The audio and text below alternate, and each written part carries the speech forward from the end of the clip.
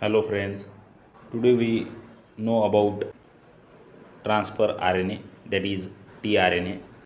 tRNA is adapter molecule which decode codons in mRNA.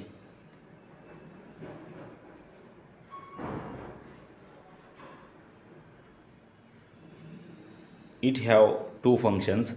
First is to be chemically linked to a particular amino acid and to base pair with a codon in mRNA so that the amino acid can be added to a growing peptide chain.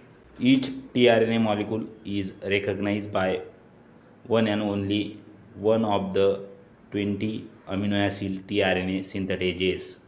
Likewise, each of these enzymes links only one of the 20 amino acids to a particular tRNA, forming amino acid tRNA. Once its correct amino acid is attached, a tRNA then recognizes codon in mRNA, thereby delivering its amino acid to the growing polypeptide.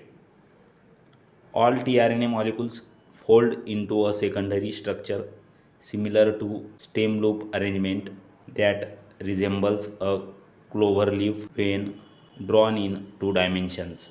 Four stems are short double helices stabilized by Watson-Crick base pairing. Three of the four stems have loops containing 7 or 8 bases at their end, while the remaining unlooped stem contain 3' and 5' ends of the chain.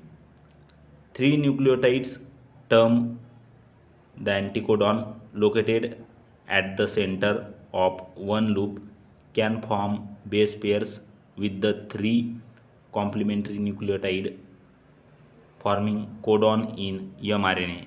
The 3' end of all the tRNA has sequence of CCA, which in most cases is added after synthesis and processing of tRNA are complete.